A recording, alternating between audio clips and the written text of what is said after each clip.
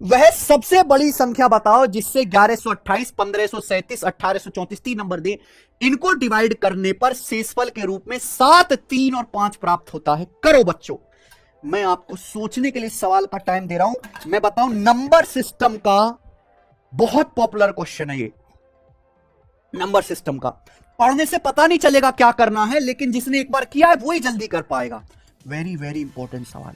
देखो ध्यान से सुनिएगा, हमें वो बड़ी से बड़ी संख्या निकालनी है जिससे 1128 को भाग दूं तो रिमाइंडर 7 आए, 1537 को भाग दूं तो शेषफल 3 आए, 1834 को भाग दूं तो रिमाइंडर 5 आए। अब ध्यान सोचो, 1128 को डिवाइड करने पर 7 रिमाइंडर आ रहा है, तो अगर मैं 1128 में से 7 घटा दूं तो यानी कि 1121 को पूरा पूरा डिवाइड करेगी।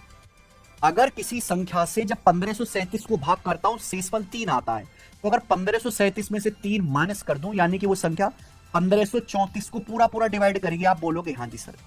तो किसी संख्या से 1834 को डिवाइड करते 5 रिमाइंडर आता है, अगर 1834 में से 5 घटा दूं यानी कि 1829 को पूरा पूरा डिवाइड करेगी।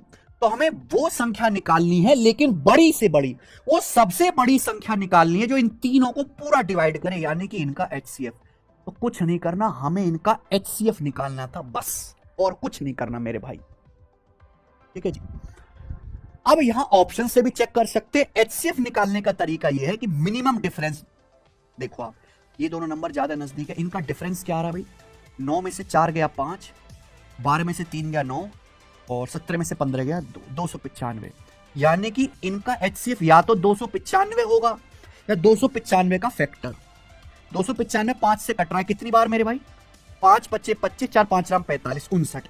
295 का एक फैक्टर 59 है, और 59 ऑप्शन में भी दिखाई दे रहा है, यानी कि यही आंसर हो जाएगा सी।